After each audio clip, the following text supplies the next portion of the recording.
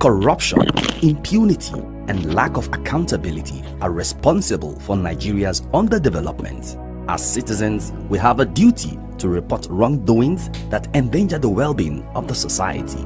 See something, say something. Blow the whistle today. Report corruption and other wrongdoings confidently and anonymously. Send tips to AfricMail on tips@corruptionanonymous.org or call 0811 877 1666 or the Presidential Initiative on Continuous Audit (PICA) on 0909 806 7946. Tips can also be submitted to the following anti-corruption agencies: EFCC, ICPC, Code of Conduct Bureau, or the Nigeria Police. This message is from the African Center for Media and Information Literacy, AfricMail, with support of MacArthur Foundation. Hi, I'm Adeshewa Josh, and I'll be leading this course on how to package like a pro. It's about writing and producing news packages for international broadcast news media, a skill in high demand worldwide in the journalism profession. Unfortunately, it's hard to find good training, and that's why I produced this course to provide you with tips and tricks to help you get started or to perfect what you already know.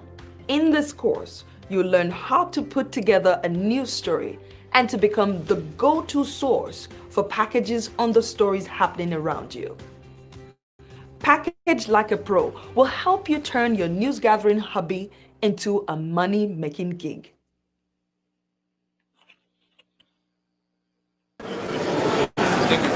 Sorry, Mr. Senator, I want to... Please. Is there any money left here? I didn't come here for... So how much money did you need in it because you were making withdrawals? Can you explain how you came to that Rolls Royce that you have in your house? I stole it from you. No, I don't. So can you, sir, how do you have all those cars when you were an actor? How do you have all those cars as an actor? I'm not ready to speak to you. I said I'm not ready to speak to you. How do you have all those assets? Respect, man. I said I'm not ready to speak to you. You're a public official, yet you have all these assets. Can you explain that? I stole it from your dad. Can you explain that to us how you have all those assets, sir? Sir, how much was the tattoos you had removed? Sir, I know. Those are politics. What's the difference between accompanying the Sarakis and Stella Oduah? And you're challenging of Stella Oduah's legitimacy as a leader. You should be civil, okay? Yeah. What happened to the promises you gave to Kenyans? The laptops, the stadiums, employment? What happened? Come on. Wait. Tulikuwa tumeshinda kura vizuri. Na uliona. Tukifikiria tu kuanza kujenga ma stadium. Kununua tu ma laptop. Na kupea vijana majob poa. Kabu. Mganga wa vitenda. Okay.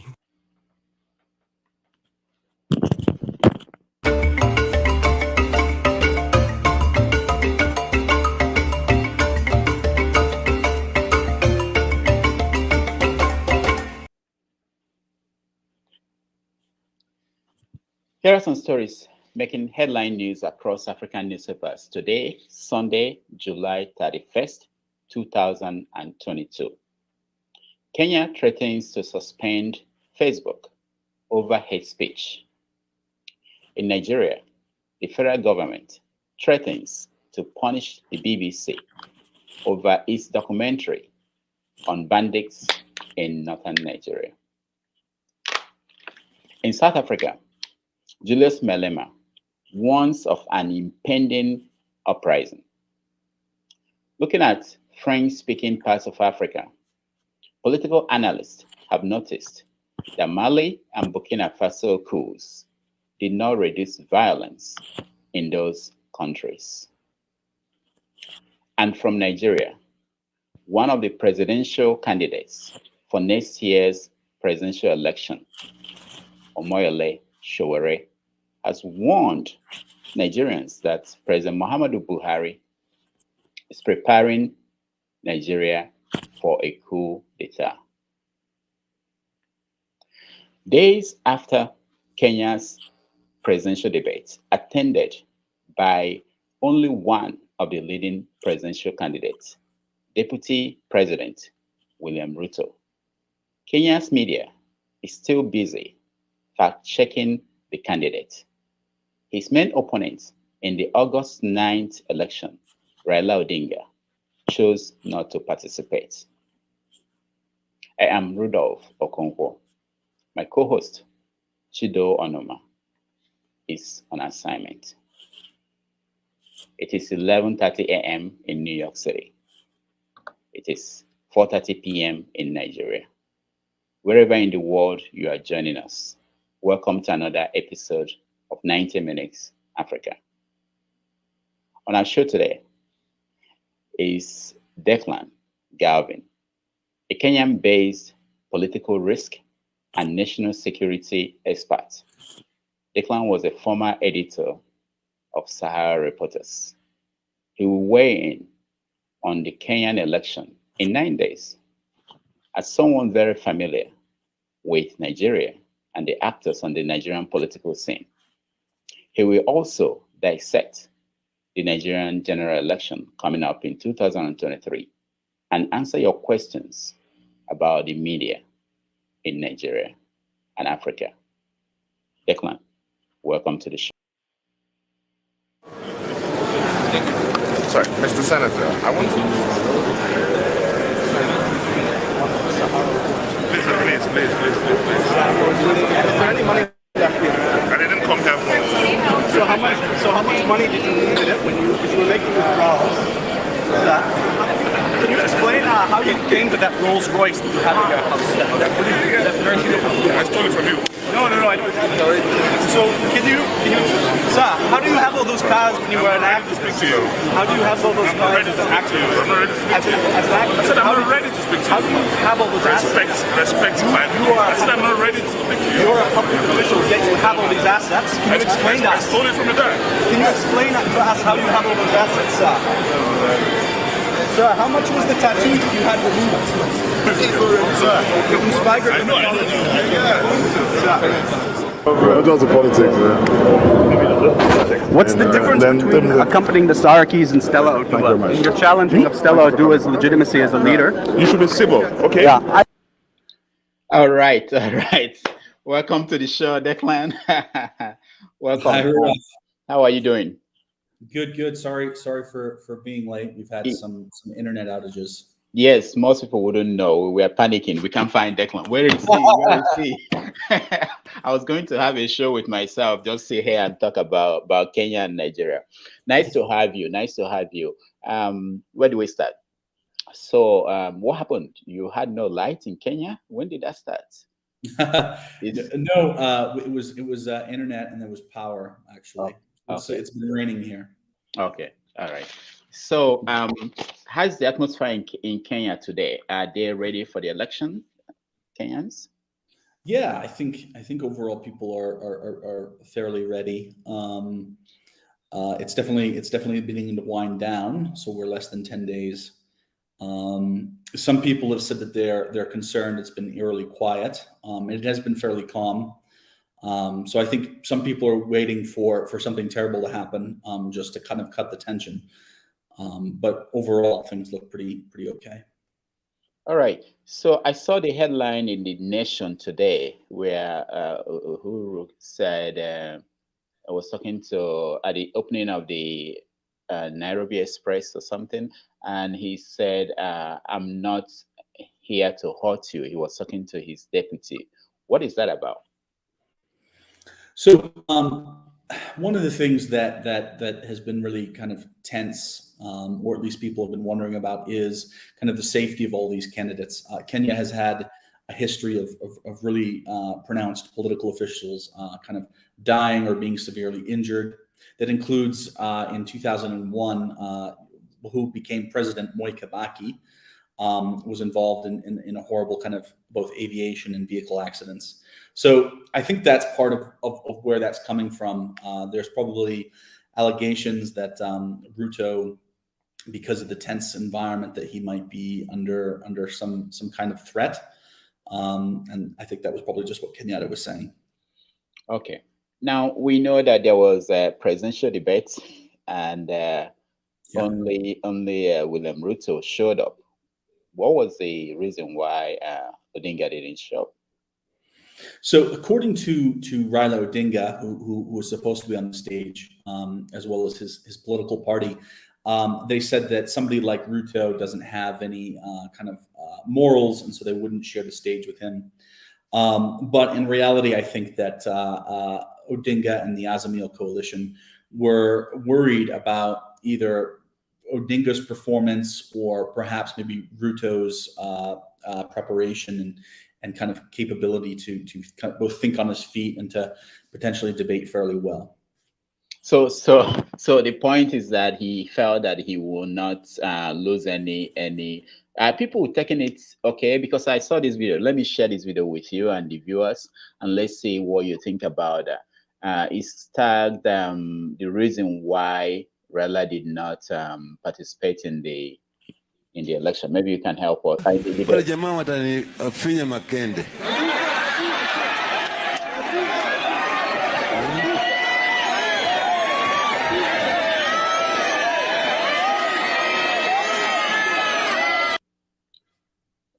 That's his explanation for why he did not participate in the debate. Yeah. So look, I think I don't recall if Odinga has actually debated other people on the stage. I know, for example, in 2017 there were supposed to be debates between him and Kenyatta did not show up. And so I don't recall if Odinga's ever debated before, but I think there was a decision by the campaign that they would be better taking flack for not showing than having a lackluster performance if they chose to show. That's another for African election observers. That's not a good thing, because other countries like Nigeria, you may have candidates that will basically learn from that and follow that pattern too and not show up. I mean, it's been happening in Nigeria too. Yeah. I mean, I think a lot of, I mean, so I think democratic observers do not like that. Actual election observers, I'm not sure that they're even going to kind of reference that, right? So they're going to, most of the details of their report will be the conduct of the election, and then kind of the management of results and whatnot. So that won't even come into it. And, while Kenya has faithfully put on presidential debates every election cycle since 2013, what we have not seen is people respecting and actually showing up. And as you pointed out, in Nigeria, there's a similar kind of level of concern or activity, and then people not showing up or taking it seriously either. So there's definitely, there's definitely a lot of precedent to not take it seriously, unfortunately. Now let me ask you, why is it that it was only Odinga and Ruto that were invited? The other candidates, what happened? So there were two tiers to the presidential debates, what they call tier 1 and tier 2. So in order to make it to the tier 1 debate, the most credible kind of 3 national surveys need to indicate that you have received 5% of support or more. And then you can qualify to join that debate, tier 1 that is. For anybody who who's a bona fide presidential candidate but hasn't received the 5%, you're then allowed to debate on the tier 2 stage. And so that can range from 2 people up to however many there would be. So there was a tier 2 debate this time, but one of the key candidates, this being George Wajakoya of the Roots Party, decided he didn't want to debate in tier 2. He says he deserved to be in tier 1, and so he didn't show up either. So but I saw that the vice presidential deputy, they call it deputy in Kenya, deputy presidents, they had their debate for the main political parties. Yeah, they did, and it was quite, I think, interesting. So Raila's deputy Martha Karua, debated Ruto's deputy Rigathi Gachagua, and apparently the moral questions and uncertainty around Gachagua and Kenya Kwanza wasn't enough to stop Azamil from sending their deputy candidate to that debate. How did they perform? So, look, I think so. Gachagua outperformed expectations, and I think a lot of people kind of saw him as a bit of a bumpkin from upcountry, and people have joked. They said he acts like a Matatu tout, but he performed fairly well and was very he was very well planned and very tactical. And what I mean by that is he had 3 key points, and anytime the question was there, he would turn back and drive it to those 3 key points. One of which did not go unnoticed, is criticizing Kenyatta and Kenyatta's wealth and kind of whatever people felt like would be unsuccessful about Kenyatta's presidency. And so he would often redirect quite a bit to Kenyatta, but it came off as really well played, even if people didn't like it because he didn't directly answer the questions. Martha Karua, on the other hand, she is as has been widely said, a highly credible public official, held serious jobs, very technocratic. She came off fine, but I think some people kind of expected a little more out of her, given her pedigree. But I think overall, I think she performed fairly well. Now, you mentioned George Wajakoya. People expected, he's an exciting candidate. Why didn't he debate? I mean, apart from the fact that I thought that debating would give him a wider audience, wider viewers to see his and hear from him. What was the thinking behind that? So that's a bit unclear. He just really said he was going to debate, but he was going to be in the tier 1. He wanted to debate on the stage with Ruto and Odinga, and anything less than that, he wasn't going to participate in it.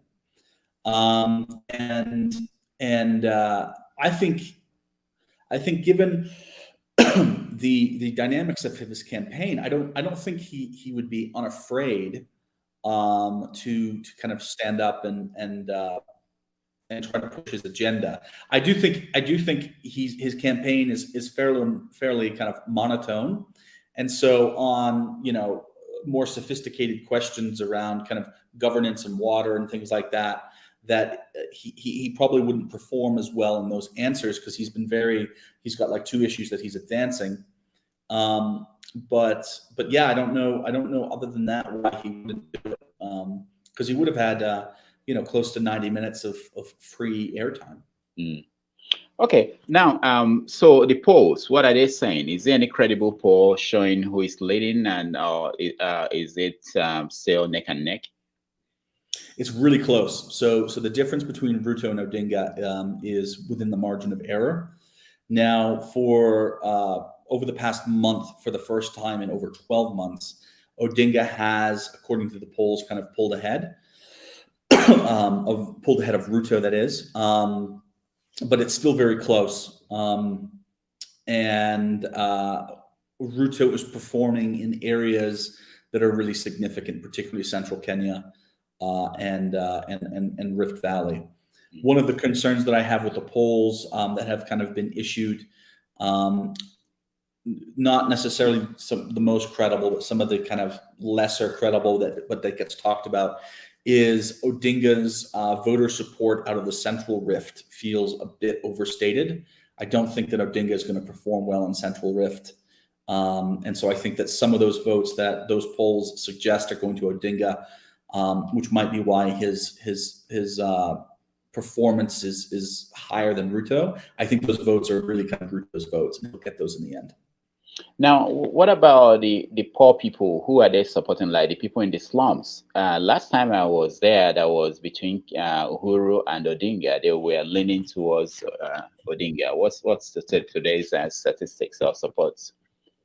So I think in a lot of the kind of slum communities, there's some division, but really I think the story with that is the dramatic reversal, or at least the dramatic transfer of support from Odinga, who could always rely on support from peri-urban communities, and how much that has shifted toward Ruto. Now, it doesn't mean that Ruto is going to kind of run the board with all those areas. I think that there's a lot of nostalgia that will carry over for Odinga. But the dramatic reversal, at least in terms of national survey data, I think is something that could hurt Odinga in the general election. Some people said that there's something that changed. There's a picture, I don't have it here to show our viewers, where in that picture, all the people that have been presidents of Kenya were in one particular picture. You have Jomo, you have Moi, you have Kibaki, you have Uhuru. This is the first time that someone outside that picture will be the president of Kenya. Is there a sense that the dynasty is ending? That's going to depend on who you talk to, right? So if you're a supporter of Ruto, then part of your political aspiration is probably more in line with a shift away from these kind of family dynasties and into, I guess, kind of a political architecture that is, more supportive of you as an individual voter. But to be sure, if we look at like Odinga, as the son of Oginda Odinga, who was one of the kind of shapers of the nation in the 50s and 60s, that reality is also what kind of Ruto and Kenya Kwanza are saying. That's part of this dynasty that they're trying to kind of supplant. Mm. Now, the other question is that of violence. I mean, we remember what happened in the past election, 2007, I believe. And people were really thinking that with none of the candidates, leading candidates being Kikuyu, that there might not be that repeat. Now, Kikuyus are the most populous ethnic group in Kenya. How is that playing out? So this is the big question that everybody keeps asking, and I guess in general the response is that things are kind of moving along positively. We don't see the levels of pre-election violence or hate speech that we have either in the past or that we forecasted. And while it's true that we do not have a Kikuyu who will be president, we have had a Kalenjin as president before, with Kikuyu running mates. And if we look at both Ruto and Odinga, these are both two tickets with Kikuyus on them. So it's not a completely unheard of dynamic in terms of kind of ethnic composition. But overall, kind of the trends toward violence look positive. There will certainly be violence after the election, but the indicators aren't suggesting at the moment that will be widespread or shaping the outcome of the poll. Now, what are the issues that are driving this election? Is it economy? What is the main issue in Kenya? So I think that the big issue, if we look at the campaign kind of overall, has been the question of whether you as an individual voter or you or your community or family have an adequate access to state resources and opportunities in order to kind of advance your life. I think that's the theme overall for the election. However, certainly microeconomic issues have taken place as the primary dynamic over the past, let's say, 2 months, but really the last month. So inflation is really difficult. The cost of living is high. A lot of concern around the price of petrol, and that is impacting everyday people. The cost of milk is another example. So much so that Kenyatta also basically halved the price of unga, which is the maize meal. He halved the price of that, so it's now about 100 shillings a bag, which it hasn't been that low for a long time. In order to kind of placate and bolster support, or at least prevent people from making that the issue that might tank Odinga's candidacy.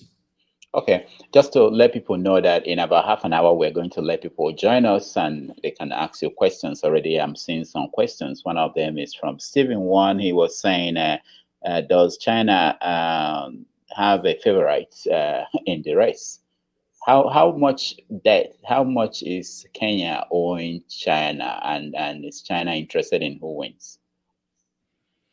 Yeah, so I don't know the exact figure that Kenya is indebted to China, but it is significant, and of course there are significant infrastructure projects.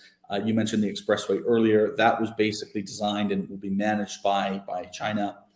The standard gauge railway is another one, which has received quite a bit of attention. So I think that China does. I think that China has a very long view of African politics, and so they are kind of equipped to be able to work with anybody, whether that's an Odinga or Ruto.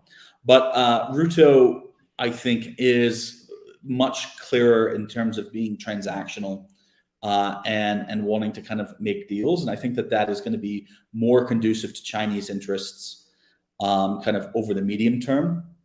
And if you look at some of the big issues regarding kind of China's approach to Africa, and I'll mention so like telecommunications and the rollout of 5G, which is of enormous significance in terms of global strategy.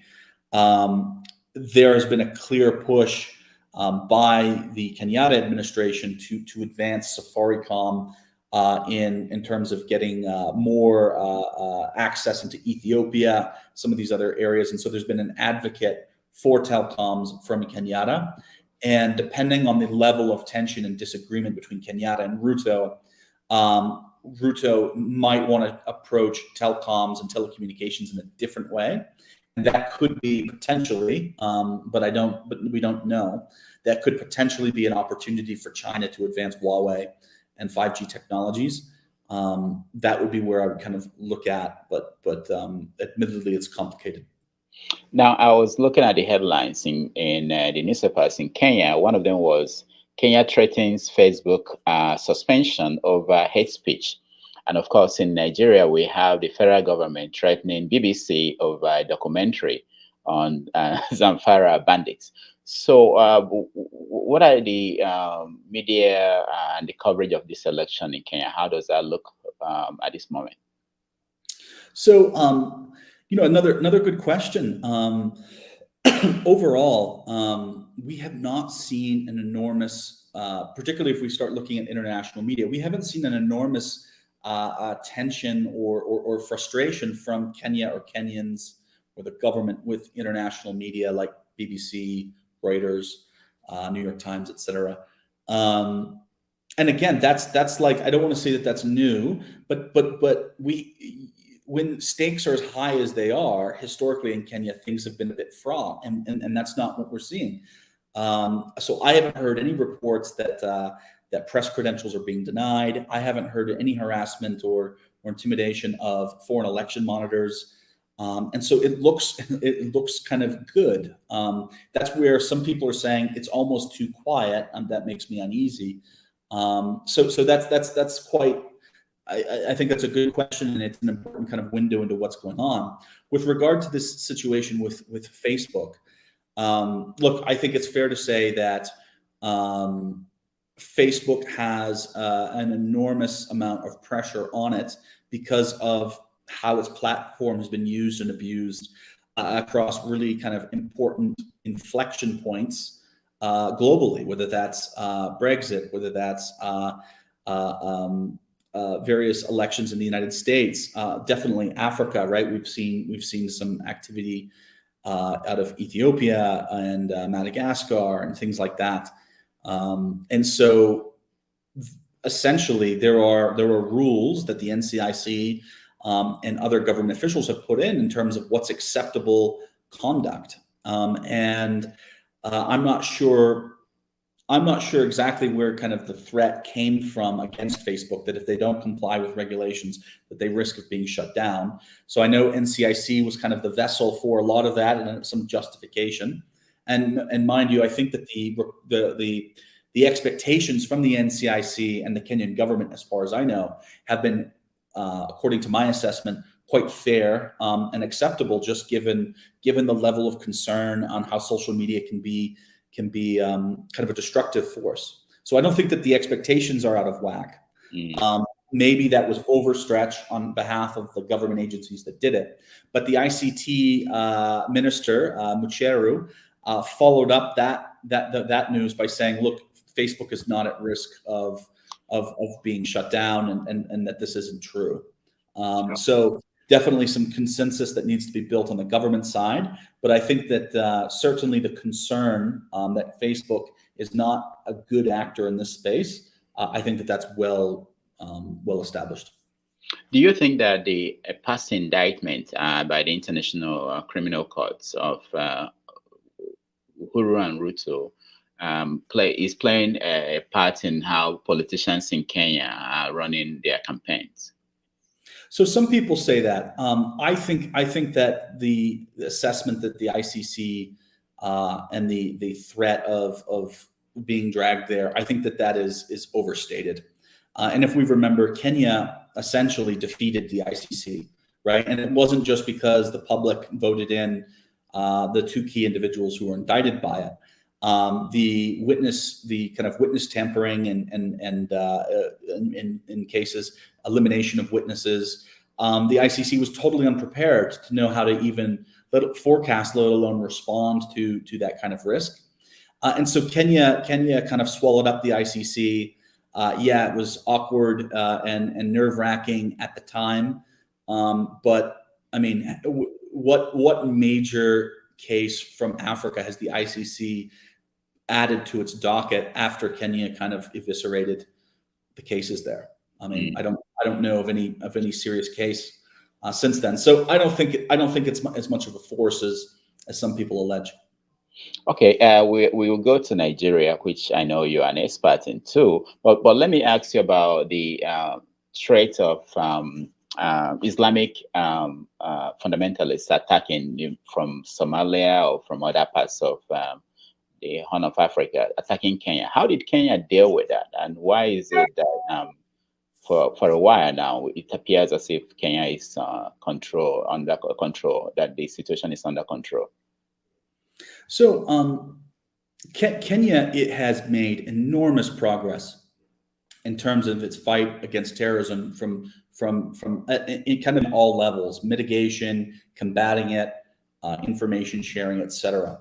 So the way, if we go from Kenya in 2013, which was when Al-Shabaab launched its first really major attack, that was the Westgate Mall attack, and we go up until present. Yes, Shabaab has had several very successful attacks that resulted in a lot of death.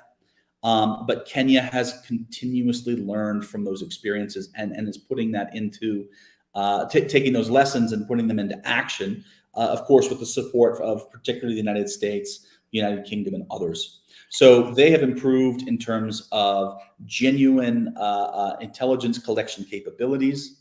They have improved in terms of multi-agency cooperation. So you don't have the Directorate for Military Intelligence, the National Intelligence Service, the National Police Service stovepiping information and trying to fight with one another. That, in terms of the terrorism space, is not happening the way it would have, 10 years ago. And so all of this kind of, and I don't mean this in a condescending way, but all of this institutional maturity has taken place, and the level of professionalism in terms of dealing with some of these counterterrorism issues is significant. And I don't know an example across the continent of a country making this level of growth. It's not without issues. Of course, there's questions around human rights and extrajudicial activity. But on balance, if we look at kind of the great effort that Kenya has made in professionalizing these services, I don't think that there's a peer across the continent. All right, let's segue to Nigeria. You were editor at Sahara for a while, and you know Nigeria very well. Let me play a video for those who are just meeting you of you encountering Dino, our Senator Dino Melaya. Sorry, Mr. Senator, I want to... Please. Is there any money left here? I didn't come here for... So how much money did you need if you were making withdrawals? Can you explain Sir, how did you get into that Rolls Royce that you have in your house? I stole it from you. No, I don't. So can you, sir, how do you have all those cars when you were an actor? To speak to you. How do you have all those cars as an actor? I'm not ready to speak to you. I said I'm not ready to speak to you. How do you have all those assets? Respect my. I said I'm not ready to speak to you. You're a public official, yet you have all these assets. Can you explain that? I stole it from your dad. Can you explain to us how you have all those assets, sir? Sir, how much was the tattoo you had removed? Sir, I know. That's politics, yeah. What's the difference between accompanying the SaharaReporters and Stella Oduah? And your challenging of Stella Oduah's legitimacy as a leader. You should be civil, okay? Yeah. Wow. So, do you remember those days? I do. So I remember that. So it's funny with Sahara, people associate me with tormenting Dino, but what people watching the show today probably don't realize is that Rudolph, you started it. you and I remember I didn't even think I knew who Dino was at this point. Not in that video, but when you were holding an interview with him, he was like, just another senator that we hadn't gotten to on the list of people we needed to like torment. And you were asking him, I think it was about his Twitter page and why he would send out all these tweets of his cars and opulent house, and he was like denying that was there, and you were saying no, we're like looking at your Twitter feed, and he got so upset, and at one point he like hollered at you, and I think I was out in the other room, at Sahara TV, and all of a sudden we hear this guy like yelling at Rudolph, and we became interested. And so that started the fight, actually. And then Dino just is a gift that keeps giving. Once Nigeria is a funny place like this, and SaharaReporters is a funny place like this, where once one thing starts, all of a sudden it's a magnet. And so more people push information. And it just became a really difficult time for Dino. That video that you showed, we were in Lagos, and it would have been before the social media ban bill that was pushed through. But I remember I was with the camera crew from Sahara TV, and I didn't even let them know that I was going to go kind of chase Dino. Which I should have, because I'm like, okay, we're gonna make a plan, and we're gonna go for this guy. I just like grabbed the microphone and then beelined it, and so they were actually behind me following, which wasn't good planning on my part. So some of the better questioning that I got, they were struggling to cut through the crowd, and so you only heard it from kind of from a distance. But I remember that it was a lot of fun. Now that you are in Kenya, when you watch read Nigerian news, what sense do you get? That things are better or things are worse? Or do you feel as if you were still part of a media group covering Nigeria? Yeah, I think things are certainly worse. I don't know the extent to which the Buhari administration is involved in this wholesale kind of grand corruption that the Jonathan administration was, because when that video was taken, it was Buhari had just kind of started and he had just kind of started building his government. To be sure, there's a lot of corruption in the Buhari administration, but if you remember, like the Dizanis of the world, the Dasukis, Buhari, I don't think himself is an enormously corrupt guy. So there's a little bit of positive element there, but I think in terms of Nigeria's institutions, in terms of its overall kind of political environment, the toxicity, the cynicism, the security issues, it's worse. It's worse than Let's talk about that security issues. That's why I asked you about Kenya and how Kenya dealt with Al-Shabaab, and look at Nigeria, and Boko Haram became bandits and everywhere across the country. What went wrong? What do you think happened in Nigeria? So I think that Nigeria has never fully understood what Boko Haram is, right? And I think that even the Nigerian public, they're like, oh, they're just Fulanis, or they're just members of Buhari's clan. That's not really material. It's not valuable. And the military never knew. The military is a highly insecure institution. for good reasons and a lot of bad reasons. So it was never equipped, financed, or supported to even find solutions, let alone to be able to combat them. There's so many stories from the early days of Boko Haram of Nigerian soldiers being pushed out there without ammunition, and of course they're going to be ineffective. Of course they're going to be afraid. And to a certain extent, the public shouldn't criticize these individual soldiers. It's of course the leaders. It's the Dasukis. It's the various generals. And the SK Usmans, who I'm sure is not around anymore, pretending like the army is valiant and doing great things, on all that little information warfare. So you can't combat something and fix it if you don't know what it is. And over time, Boko Haram has evolved. It doesn't make it less treacherous, but people who have joined Boko Haram, people who have stayed with it, are deeply impoverished, very alienated and marginalized. They're attempting to find purpose in their life through kind of social or economic mobility. And I'm not excusing their behavior, but that's the psychology and the sociology of it. And the government's never, including under Buhari, done a thing meaningful to combat it. Mm. Now, Nigerians would say that there've been a lot of money spent budget-wise in supporting the military, that there is no excuse now why they shouldn't deal with the bandits of Boko Haram. Don't you think that is accurate assessment? That they have a lot more money and they should deal with it now? Yeah, they spent so much money in defense and security in terms of providing them equipment and arms, and still they are not able to deal with that. Yeah, so I'm sure to a certain extent under the Buhari administration, the money is being somewhat better spent. But if you don't know the enemy you're fighting, if you don't know the causes of this insurgency, you're not going to, if you don't have a concept of operations, you're not going to be successful in executing them.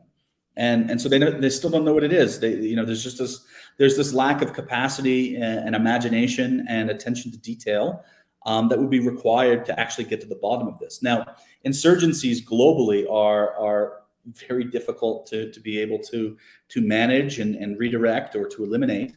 The United States had its adventures in the Middle East for decades, and achieved, by many's estimation, very little, certainly compared to what we put in. Afghanistan's a great example. I mean, when the United States exited Afghanistan, it fell apart, right? We remember those images out of Kabul. So Nigeria is not the only one to flub this, but that's the answer. They lack the imagination to actually be able to combat this problem. Now, a few weeks ago, we had Gado, editorial cartoonist out of Nairobi. We asked him about Nnamdi Kanu. If you remember, we interviewed him when you were at Sahara, and he was kidnapped from Kenya and brought to Nigeria. And he talked about the Kenyan media, not asking any questions about that. How did that play out in Kenya? How did it happen? Because we have not gotten the right story of what happened. How Nnamdi Kanu was detained, abducted from Kenya and taken to Nigeria. So this would have been so somehow Nigerian intelligence and the government would have been aware of Nnamdi Kanu's movements, and then they would have communicated with Ministry of Foreign Affairs and Kenya's Director for Military Intelligence and other entities. And through that, they would have said, this person's wanted. You don't want this person here. You don't want this person in your country anyway. And if this person is going to be using your country as a haven to kind of advance propaganda or whatever against us, then we're going to have an issue. So the conversation would have probably been something along those lines. And the Kenyans would have picked him up. They would have found him. The Kenyan intelligence and law enforcement community is very good at identifying people through numbers and then scooping them up, and then they would have extradited him back to Nigeria. That's the modalities of how that would have happened. Do you think that Nigeria possibly had pressured the Kenyans? Can Kenyans, the government, withstand Nigeria's pressure and say we're not? This is illegal. So I suspect. So this is wild speculation, but I suspect that the Nigerians wouldn't have tried to put a lot of pressure on Kenya. I think that they would have explained the situation. They would have said that this man is wanted, that he is part of separatism, and you know, our expectation is that you know, you return him to us, because we don't want a situation where he's exploiting Kenya to advance an agenda against the state. I suspect it would probably be something like that. It could have been far more, because obviously I wasn't part of any of those conversations. And Kenyan, you know, the Kenyan government is fairly reasonable on things like this, and who's Nnamdi Kanu to them, really? And then maybe the Kenyans can get a favor out of it, you know, down the line. Kenya, of course, has its own war in Somalia. You've got KDF stationed there. There's a lot of other things that you know, honey goes further than vinegar, and Nigeria is an important country, and I'm sure that there was something like that. What about the media? Did they try to question the government of Kenya? Why did this happen? Or is this part of a bigger issue, which when I was in Kenya came up, that some Kenyans don't like Nigerians in their country? Is this part of did that play a part in what happened? So I don't know the extent to which the Kenyan media was asking questions to the government in terms of this. I don't know, but you're right. I think that unfortunately Nigeria has a very bad reputation, and a lot of Kenyans, when they hear that there's this guy with a name that they can't pronounce, who's allegedly some Biafran separatist, the Kenyans would just rather have these people far away from them, and the Nigerians can go do their things. So there's no public sympathy. This I can assure you, no public sympathy in Kenya for Nnamdi Kanu. That I could feel confident on. But what was going on in terms of pressure on the government of Kenya, I don't know. Now let's get to the elections in Nigeria. You know, this is 2022. The last election and the one before. Some of the names you are hearing today were also playing a part when you were still at Sahara. So, of course, you know Omoyele Sowore, who is the publisher of SaharaReporters is running. And, of course, you've heard about Tinubu and Atiku. You know, these are familiar names. What do you think about what's going on in Nigeria? So it's on the one hand astonishing, and on the other hand not surprising at all that it's these same people, right? You know, this whole, I guess in Nigeria we would call it like godfatherism. In Kenya we call it, you know, dynasties or cartels or other things like that. But you know, it's the same people, and they bring nothing new to the table. They are the very people that entrench, you know, kind of corruption and bad practices. You know, and so it's disappointing. I wonder. I mean, I highly suspect the Nigerian public, by and large, is disappointed. I don't remember who said this, but it was back in our days at SaharaReporters. They say that Nigeria is a nation like a hijacked plane. And so all the passengers both hate the hijackers, but are too afraid to do anything in case the whole plane goes down. And so you've got all these leaders who are acting like hijackers, and people just don't know how to kind of, you know, roll that back. Now, talking about Sowore, where were you when you had that? First of all, that he was arrested in Nigeria, and what do you think about the case against him, from the government case against him? So, you know, he's been arrested so many times. I don't know which time, but I'll go back to like the really concerning one with DSS when he was detained for a long time. I would have been in Kenya. And, you know, of course, Sowore and I worked really closely together.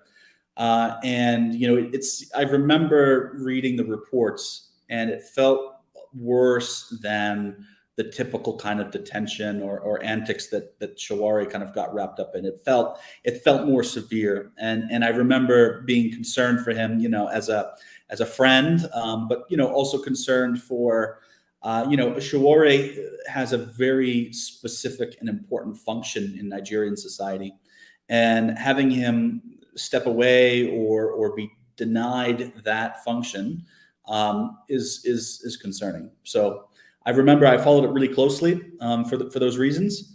And then, when he was released a few years ago, I managed to, reach out to him by phone to let him know that I'm glad he was released, and, that a lot of us have been thinking about him. What about when he decided to run for president last election? What was your thinking? Did you talk to him? No. So look, I didn't talk to him about that. Look, so this is his decision. I on the one hand, right? So I think of him as some of what we were talking about earlier. He's a bit like George Wajakoya, right? Where he's this kind of third party force, and he's going to be pushing for several certain kind of agenda items that ultimately I kind of agree with. It's very difficult to transform that kind of campaign into something which is going to be holistic, issues based, something that would be more akin to what we'd see in the United States and other kind of democracies. And so yeah, that's what it is. I have a disdain, I think it's fair to say, for the Nigerian political class.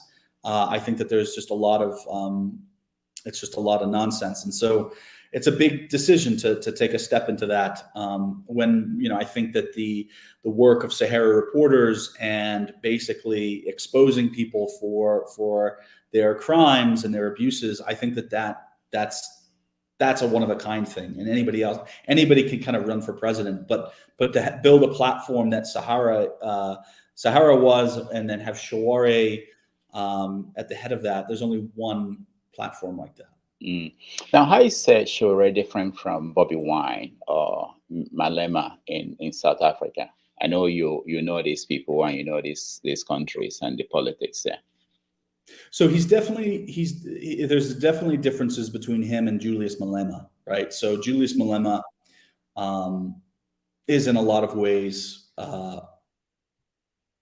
Julius Malema is part of the political establishment, regardless of kind of what he says, right? So he's not this, if he'll craft himself as an outsider, sure, that's good for showing, but he's not. He's essentially part of this establishment. Bobby Wine and Shawore, on the other hand, they're not part of that establishment. They're coming from unconventional backgrounds, and then are trying to enter politics to stir things up, right?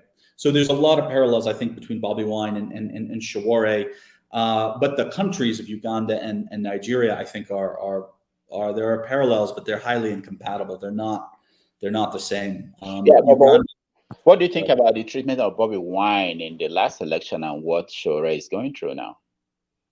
Is it similar or different?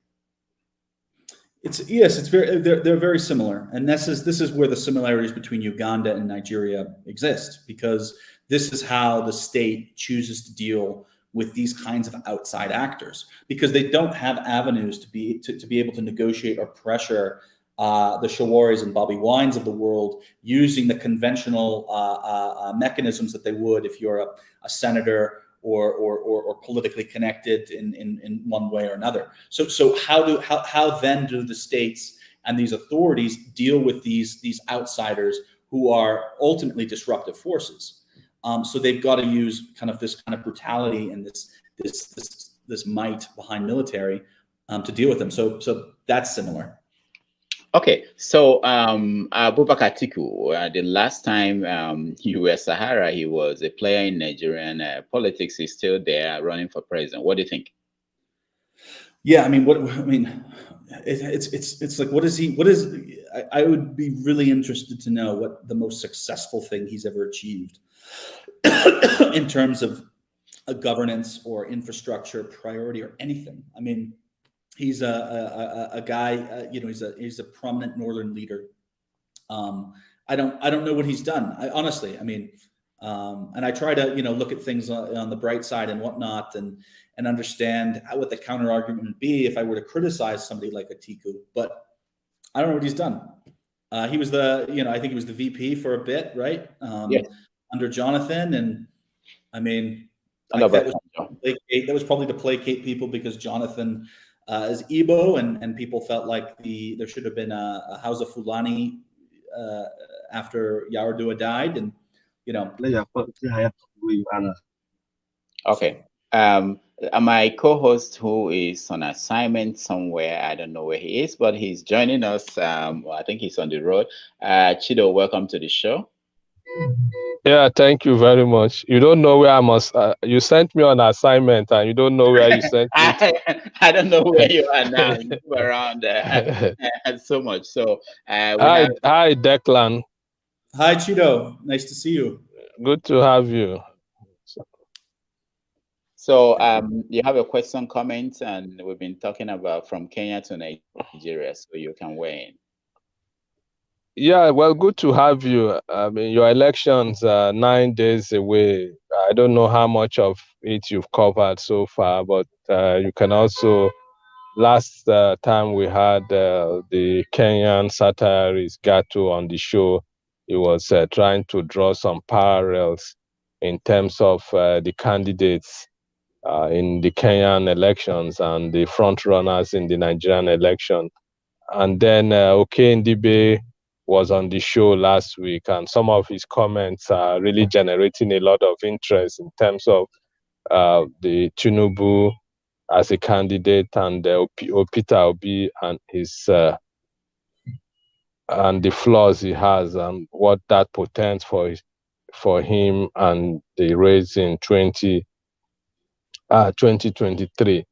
You've been a keen follower of Nigerian politics. I know we've had conversation around this. What would you say are the highlights of a possible outcome? And things could change in the coming weeks and months, of course. But as things stand today, knowing what you know, is there a way to predict a possible outcome of the 2023 polls in Nigeria? You said in terms of Nigeria, honestly, I don't know. I think we're a long distance from being able to know what Nigeria will look like, politically speaking. In terms of the presidency, whatever it is though, Cheeto, is going to be really underwhelming. that I'm sure about. That's interesting. It's not going to be an administration or a government that Nigerians deserve. But I have no idea what it will shape. Wow. Just because we're so far out. I kind of looked at the APC primaries a little bit, and I just saw the same old names just getting recycled. So I said, I'll wait to get too much in terms of the prognostication. But looking at the Kenyan situation in terms of the excitement, the third candidates, Wako Jacko or something. Wajakoya. In terms of the excitement around young people and their participation, then of course there is the bizarre situation where the current vice president is more like the opposition candidate, and the president is supporting the opposition candidate. And I'm looking at all this, that what could be the possible outcome of the Kenyan polls, and what kind of impact, depending on who wins. Is there a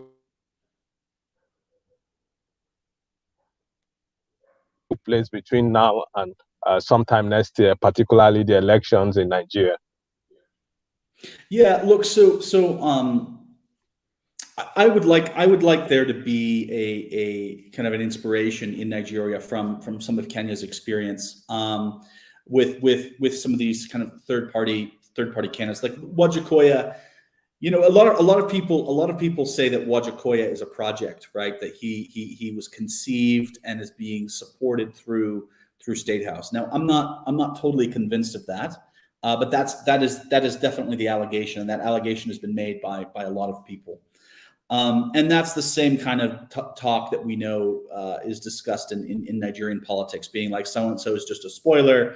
They have a paymaster and they operate on a very specific platitude because of this financing. So when we talk about a Wajakoya or some of these other third-party individuals, there's already a lot of parallel. But it would be great. It would be great if enough of the Nigerian public were to be able to kind of reject these old recycled names and support people with a true governance and reform agenda. When Femi Falana was on here a couple months ago, there was talk of this. I thought that was quite interesting.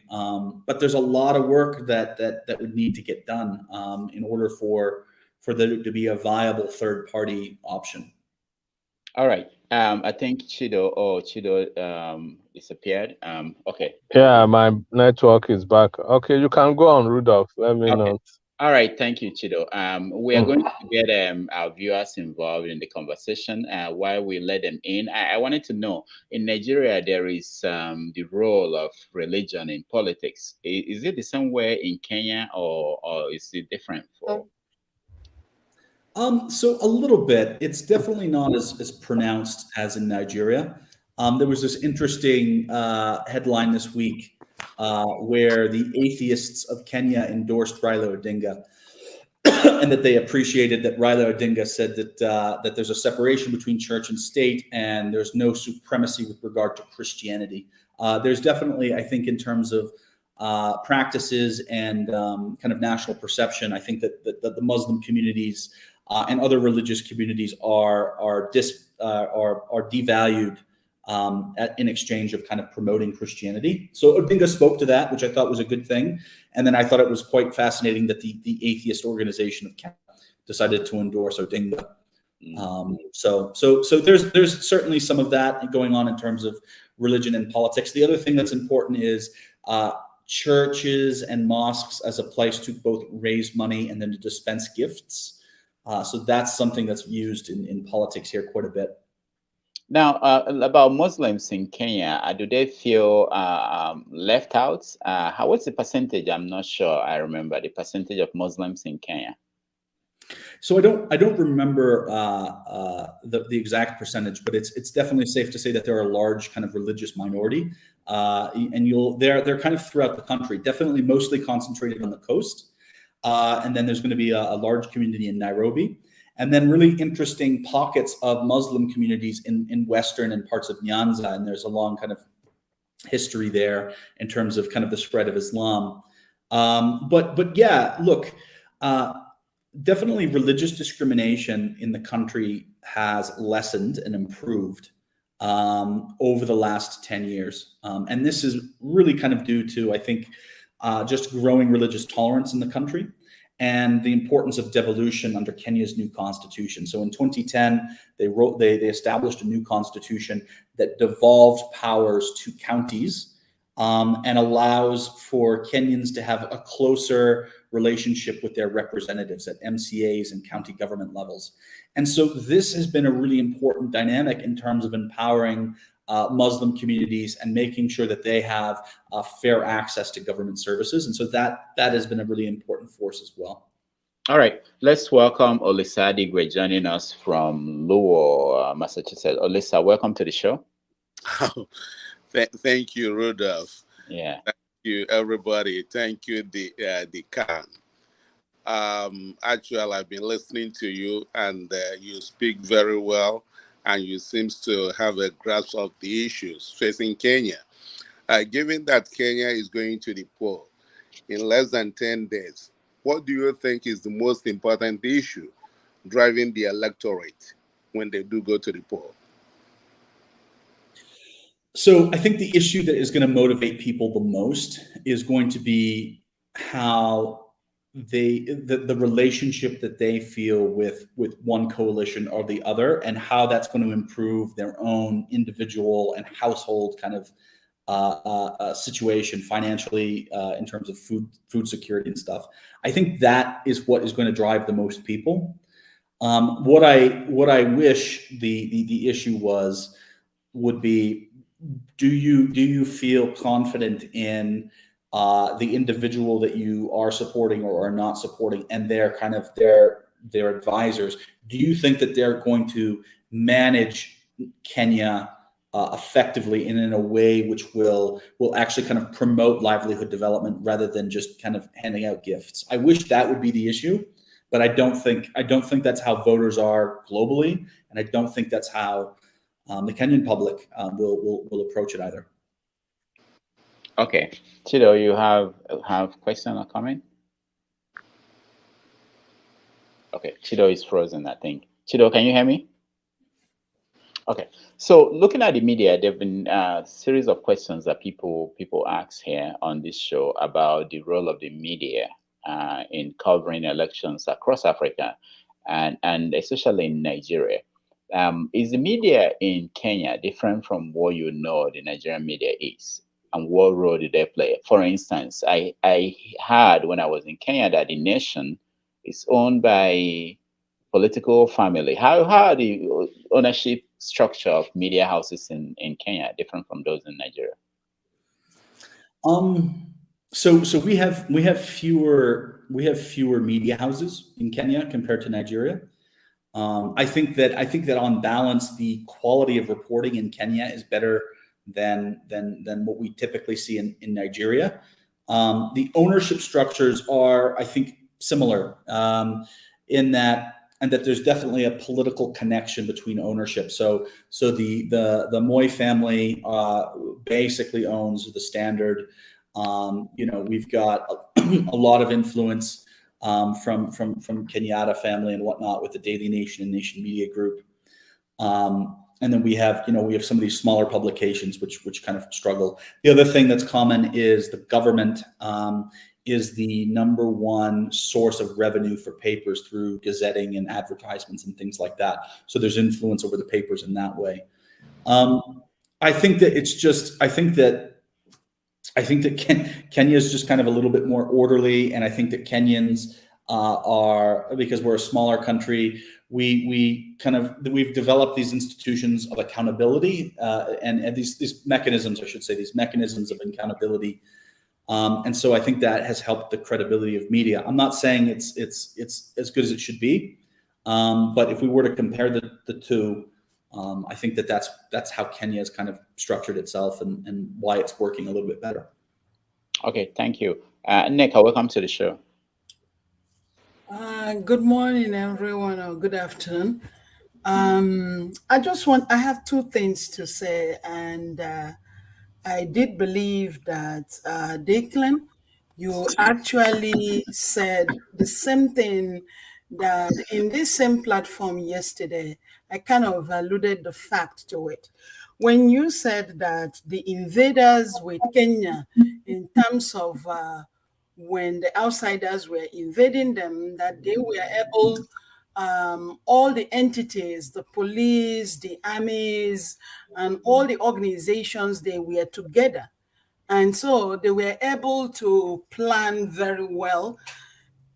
That's exactly what we are seeing in Nigeria today with the Boko Haram, and we're busy fighting the Biafras, the Fulanis, and so we're kind of leaving ourselves open to the invaders to come in. So you really nailed it on the head when you said that they did come together and they were able to fight the invaders that were coming in. And I really pray that we Nigerians, that we're going to really come together, be able to trust each organization, we'll be able to trust each other, have a good communication, because when there's no communication, then this organization is doing something else and this is doing something else, then the only thing that you will end up doing is leaving yourself open. And then the invaders will come in and do the havoc that they really plan to do.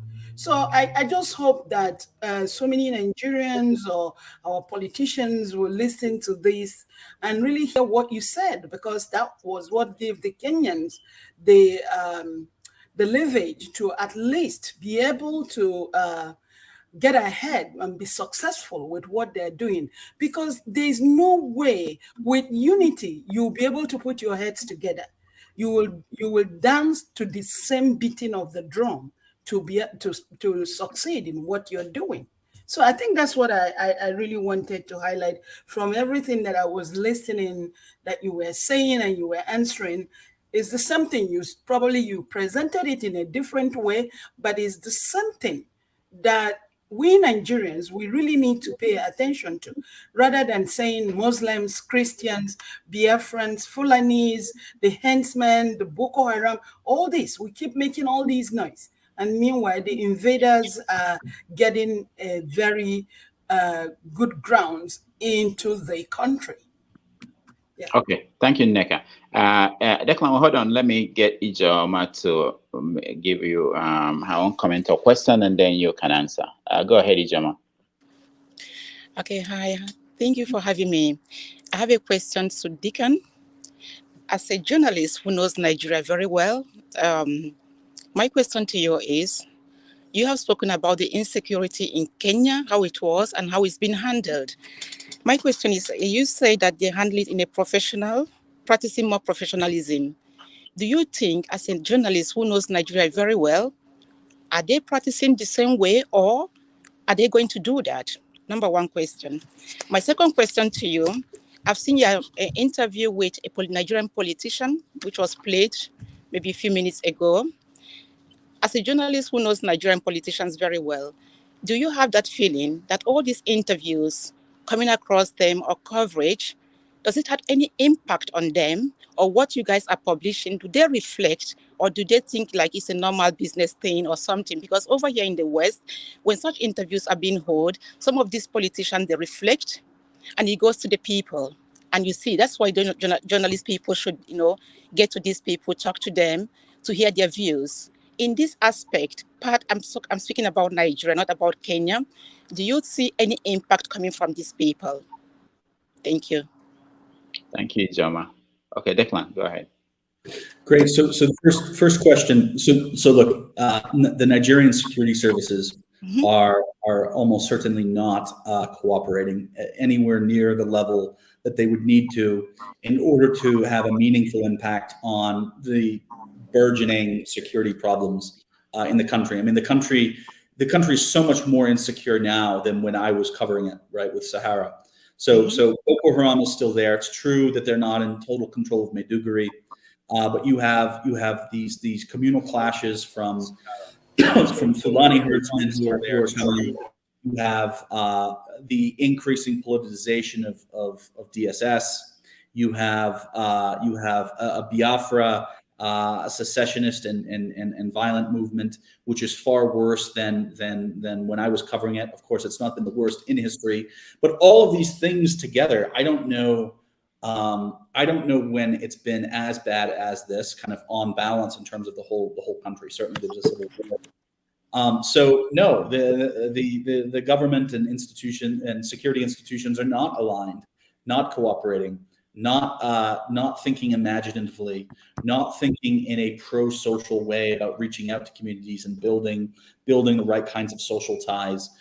They're not empowering their rank and file with adequate training and financial support and materials to execute their missions. None of those things are happening. And the problems continue to deteriorate until there's some kind of intervention. And if the government will fail, then we'll have communities and other levels of thinking, certainly at the state level, to try to resolve this. But you really need a federal, national solution to what the problem set is, and that's just not there. So that's the first part of the question. Second question, in terms of, I'll kind of paraphrase, like, is journalism doing any good? Right. And I think that we need to think more deeply about journalism in Nigeria and about what is helpful, right? So I'll give you an example of what's not helpful and what I think probably makes up the majority of journalistic practice. And that's chasing these kind of big men around, waiting on them, going to their offices or residences and sitting with them and giving them softball questions and having them give you food and envelopes. And there's too much of that that's going on. What I think we need, and where I guess I put the plug for what we were doing at Sahara, was we need to name and shame. We need to do proper muckraking. We need to identify what that problem set, we need to speak to that problem set, and we need to be able to convey that in a meaningful way to the Nigerian public. That, I think, is where we've had some benefits. And I'll give you a couple examples. So Ekiti Gate, right? That was the first big story that I worked on at Sahara Reporters. We got this audio, that Sagir Kohli had blown the whistle on, and granted, it was after they stole the 2014 Ekiti state election, and we blasted. It was Obani Koro, it was Omoshore, it was Brigadier General Momo, and Jonathan, when Jonathan then put Obani Koro in government, he gave him a little lackluster position, something that he didn't want. Now, he was still in government. There's still impunity there, but he had so much difficulty. They had to postpone his vetting and all this other stuff because of the pressure that was on. And that, in a small way, acts as a deterrent.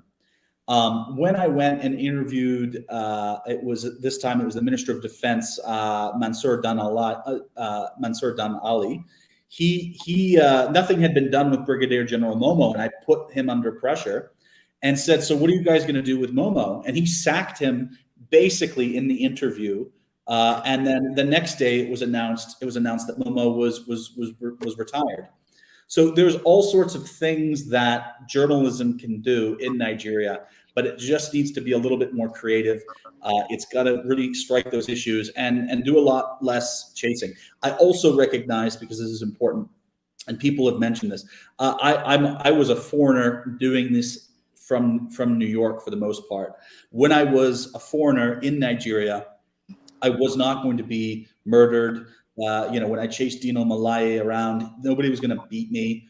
And so it's easy for me to say certain things. But that doesn't negate the fact that if we think of journalism in more of that hard-hitting, muckraking way, that is how changes can be made, for sure. All right.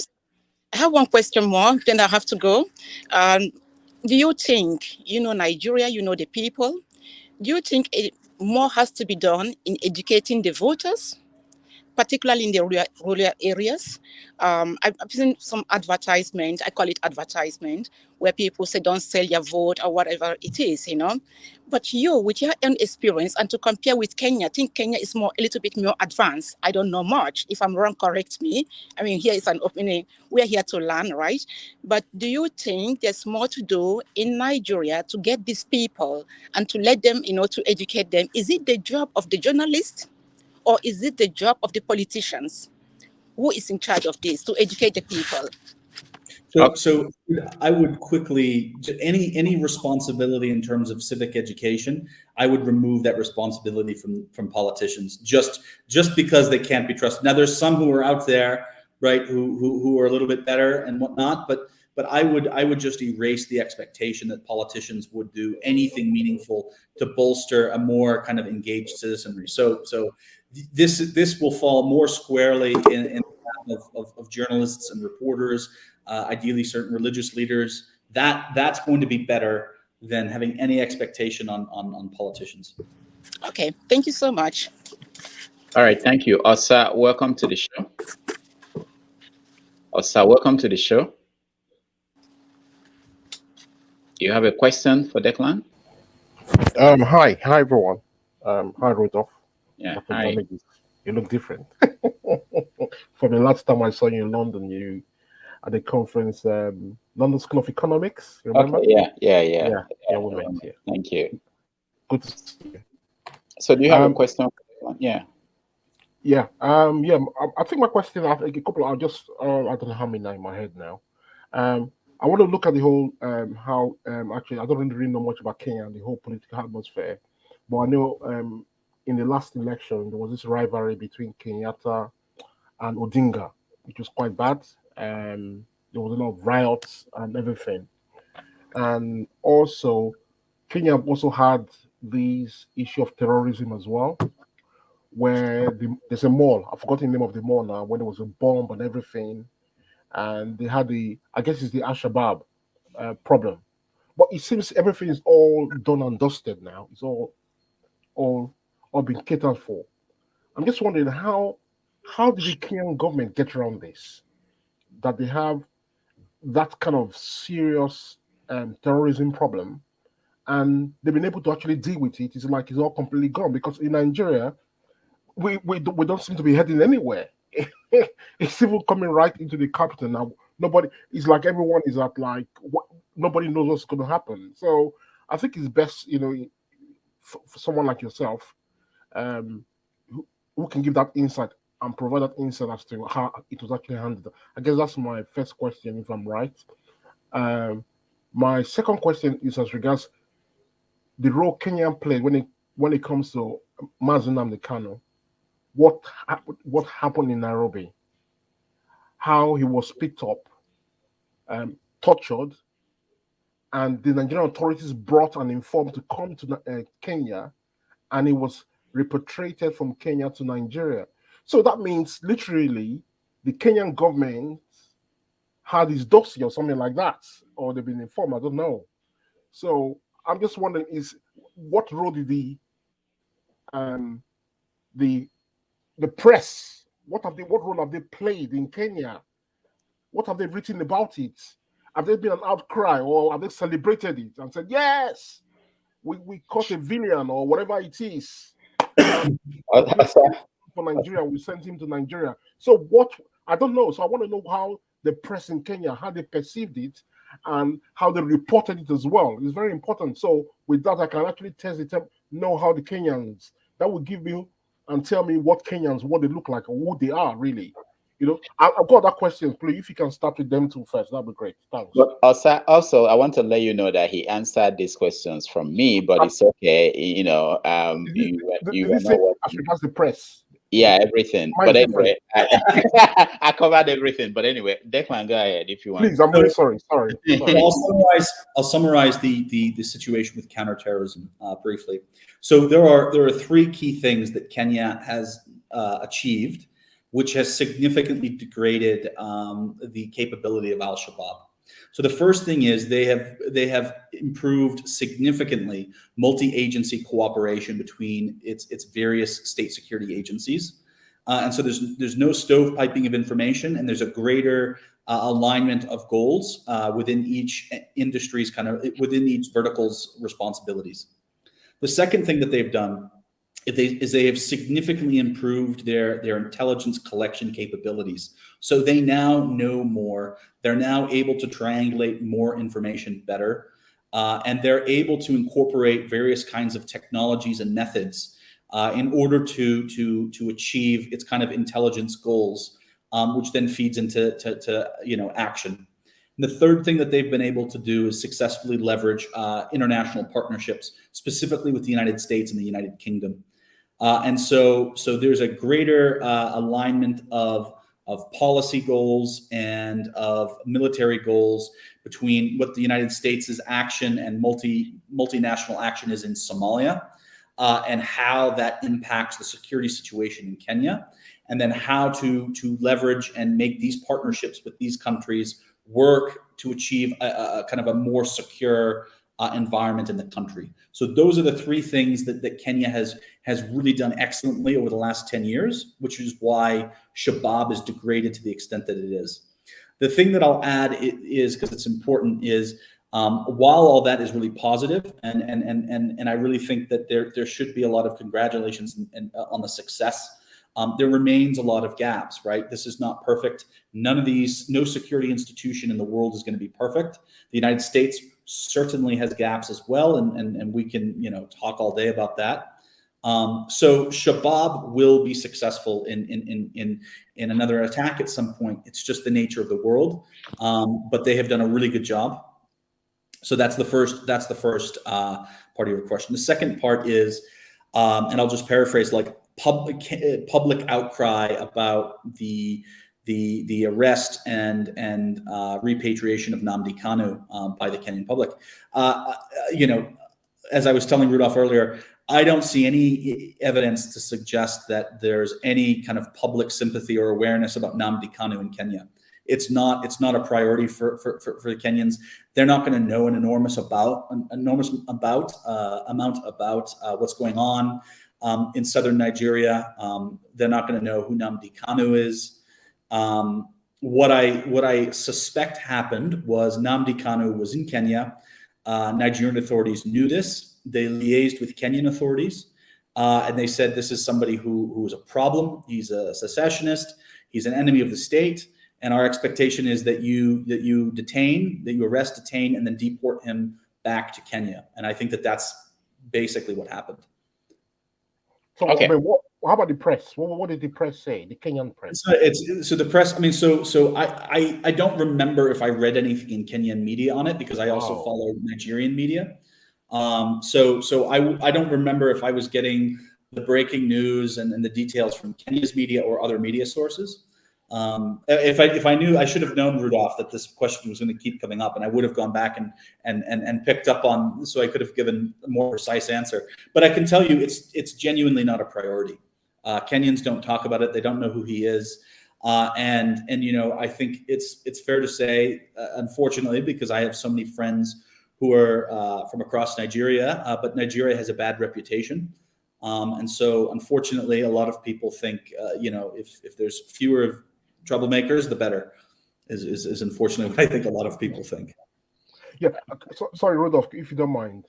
Go ahead. Yeah, based on the you gave three. You actually mentioned three things the Kenyan government or the government in Kenya did as regards the Al-Shabaab, and you said something about intelligence gathering. And so many things like that. Because I keep saying that, like the issue with the same Boko Haram banditry in Nigeria. I keep wondering, I said, how come we don't have the intelligence to infiltrate these guys? Whereby you kidnap close to 100 people within the Nigerian space for it's going almost 5 or 6 months and nobody knows where they are. To me, I find that really weird. And you move them in the forest, in the bush, from place to place, and nobody sees them. So I'm just wondering, do policemen in Kenya, do they collect bribe? If I may ask, do they collect bribe on the streets? Do they? Yes. It's very common. Oh, it's very common. Yes, it is.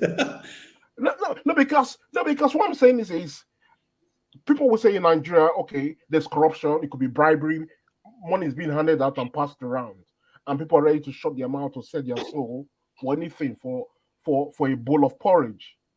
But you've just confirmed that in Kenya, the security agencies, like the police, collect bribe. There's bribery and they do collect bribe on the streets. So if they do that, I'm just wondering how they're able to surmount that intelligence issue and deal with it, and basically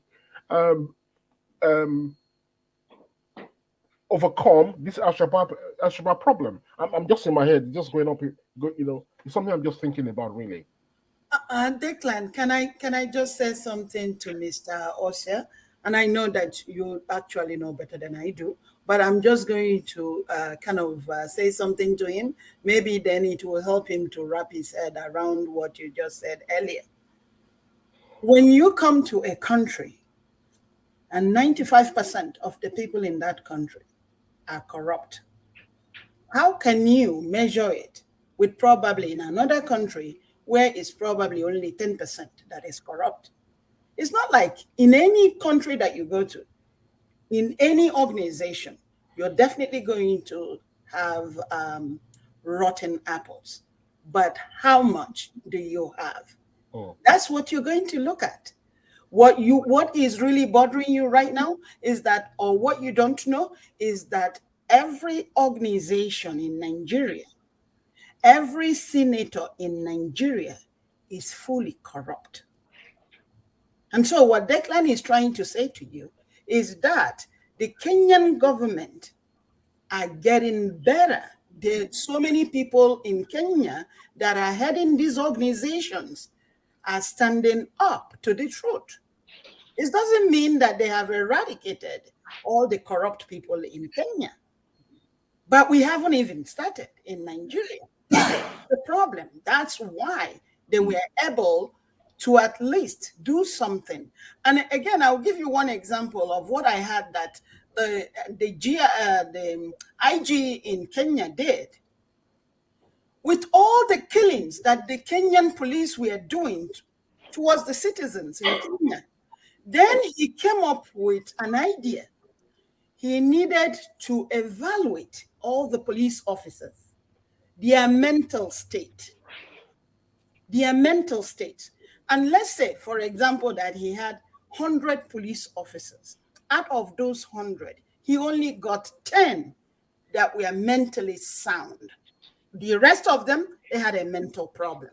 So he decided to give them help by them who among you wants to go to therapy so that you get better. But if you don't go to therapy, out of the force.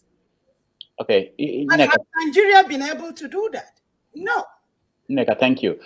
We are totally out of time. This is 90 minutes. But I want Declan to respond to you. But Declan, while you're doing that, can you also talk about this issue? I read reports about British military people operating in Kenya, Americans operating in Kenya. Is that part of why they were successful dealing with Al-Shabaab, and we don't have that kind of arrangement with British and American soldiers in Nigeria?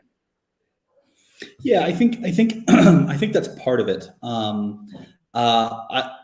And so I don't want to undervalue that there are actual kind of military installations and really kind of training facilities. But it's also important to mention that the Kenyan public is uneasy about foreign troops, even as trainers, having bases, right? So the Manda Bay base out of Lamu, which was attacked a few years ago, other bases. There's a discomfort, right? And I think that's important to mention. So the anxiety that Nigerians might feel from that is shared across the continent. But I think genuinely the embassy and bilateral arrangements that these countries have built with Kenyan institutions has mattered a great deal, and the training, the mentorship, the resourcing, the taking them out, basically helping Kenya build a truly professional class within the security sector. That's been really strong. Okay. All right. I'm sorry we have to end it here. Declan, thank you so much for joining us today. Thank you. Olisa, thank you so much for joining us. Osa, thank you so much for joining us. And then Neka, thank you so much for joining us. So we will see you again this time next week. If you can, like the video so that more people will watch it. And we'll be back on Sunday, every Sunday at 11:30 New York time, 4:30 p.m. Nigerian time. Until next week, see you. Thank you, Nick.